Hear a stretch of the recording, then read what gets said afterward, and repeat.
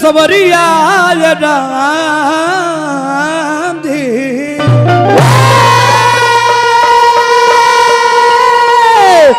खर में नहीं शमशाद भाई के कि पीछे से रेट दिखा के सवरिया बुरे बोल के गवा देता रहे बस के बात नहीं खा न तो इनका पहले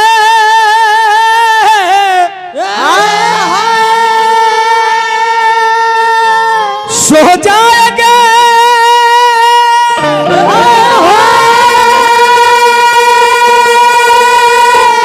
राजारों की फकीर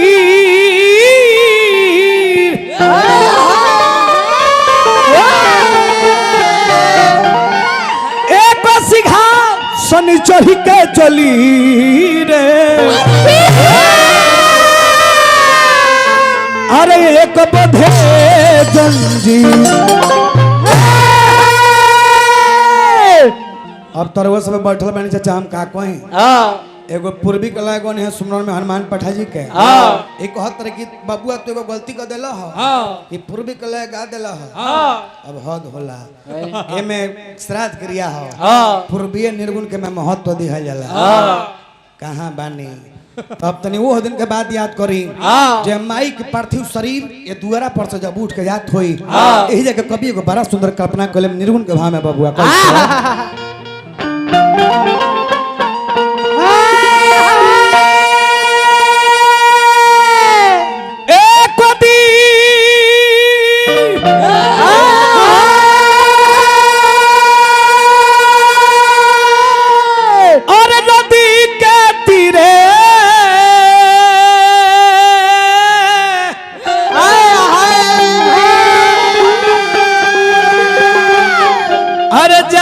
रहनी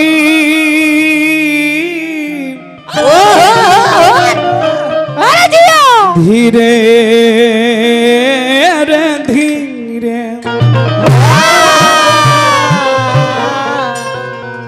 जमना काम में पहले आल बनी जमना कारण से आल बनी जा वो काम पहले होके के चाहिए एगो निर्गुण दो चार मिनट के प्रसंग एगो भाई लोग खाते लदार वही में चर चुटकुला जब भौजी बारी तो कह दोसर कहला त ना कहला हो ना ए बाबूआ तो हम आँखी देखनी क्या देखलो दोगुना हर की सुंदर हो शरीरिया गिया में जारेला हो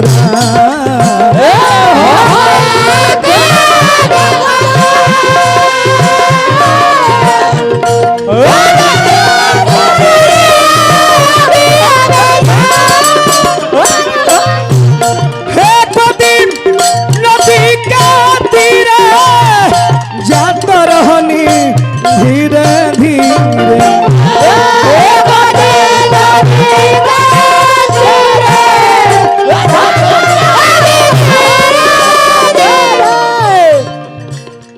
हम आँखी देखनी सुंदर शरीरिया गिया में जारेला होता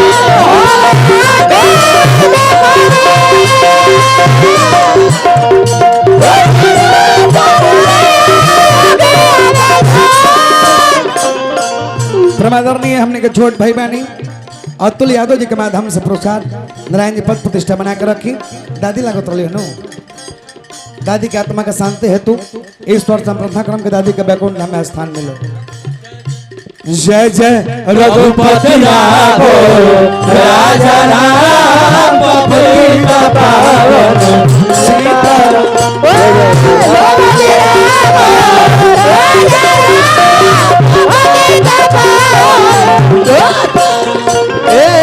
ईश्वर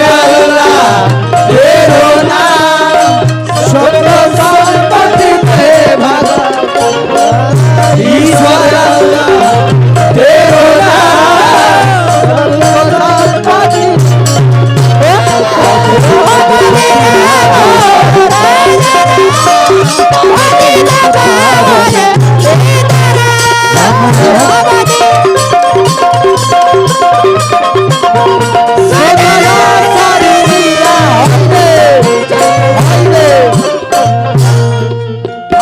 धा दिग धा।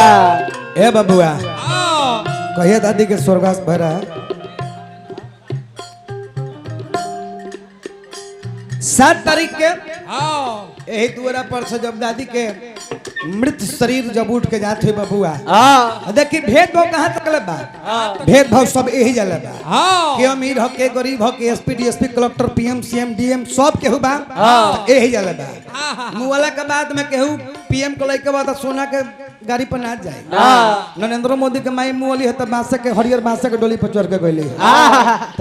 सब भेदभाव जियाला में बा मुआला के बाद कोनो भेदभाव नहीं सब कर वही हरियर बांस के गाड़ी पर चढ़ के जाए के बाद जौना गाड़ी में 4 गो ड्राइवर रहले बा बासवा के लेई भी मना घाटे चलले चारों जान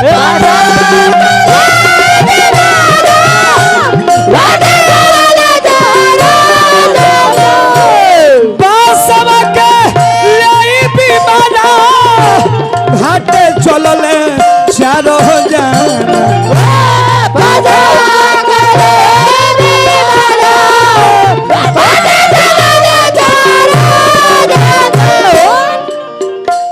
मुहवा में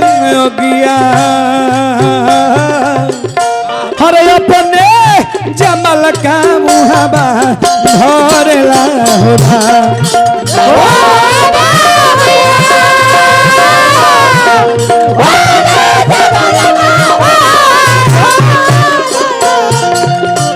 मुहवा में गया अपने जमल का मुहवा धरला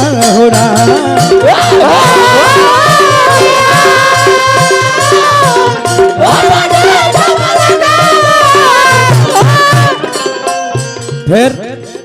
अपना दादी के आत्मा का शांति हेतु अतुल बाबू पुरस्कार दिल बारे नारायण जी पद प्रतिष्ठा बना के रखी उस दिन जे भी मदन चाचा के द्वार पर हित मीत जे भी आयल हुई सबकर मुंह से चाचा कहीं को बात निकलत हुई हित मीत जे जे रहल एक मुंह सभे को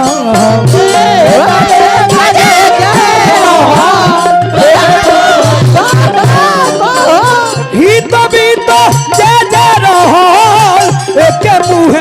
सभे को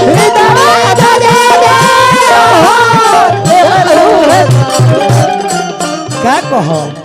बेटा के जरले आग मदने चले चल रहे माई के आग मदने चले चल रहे हैं हाँ अच्छा दिन दयाल के जरले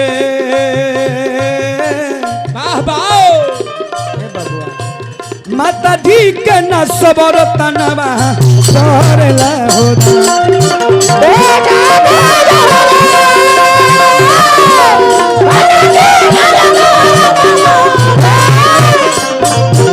राजा अपना माई के आत्मा का शांति हेतु मदन चाचा पुरस्कार दिल बनी नारायण जी पद प्रतिष्ठा बना के रखे हमारा सोनू बाबू पुरस्कार दिल बनी अपना दादा के आत्मा का शांति हेतु ईश्वर व दादी के आत्मा के बैकुंठ धाम में स्थान देन फिर हमारा बड़का भैया जब क्षेत्र में आई ले जाता इनको साउंड भेटाला हाथ ना सुंदर से बजाई ले व्यवस्था कम बता बहु निमन बजता हम बुझता नहीं दूर बारी नहीं के बुझ नारायण जी के बना के रखो से बाबुआ कुल ही कोइलो जेकरा कुल ही कोइलो जेकर कुल ही कोइलो जेकरा कुल ही कोइलो जेकरा कुल ही कोइलो जेकरा कुल ही कोइलो जेकरा कुल ही कोइलो बबुआ कुल ही कोइलो जेकरा लागी वो दिल मुंह में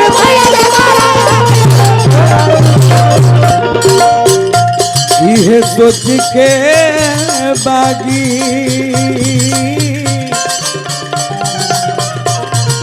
हमारा माही म्यूजिक लाइव के प्रोप्राइटर हमारे राकेश बाबू पुरस्कार दिल बनी नारायण जी पद प्रतिष्ठा बना कर रखी अब तो 1 लाख महीना में आते बाद चाह की डबल हो जाओ यही जो हमने के लस लस दुगोला चैनल के मलिकार दिनेश जी भी बानी और वो चलती तो बहुत सुंदर कहाई हमारा रंजन दबंग फिल्म्स के मलिकार भी बानी वहाँ के चलती तो निमन कहाई आ 1 2 और भाई लोग बहन लोग सब है कहू बारी बारी से चल रहे काहे कि रवा लोग के कमीनी बहुत मोट बा तो कुछ ब्यासो लोग के दान करे के चाहिए। ए बाबुआ अरे बाबूजी माता जी सपाराबा अरे भोइनी रे माता जी सपाराबा भोइनी रे तो माता जी सपानाबा माता जी सपानाबा अब माता जी सपानाबा भोइनी रे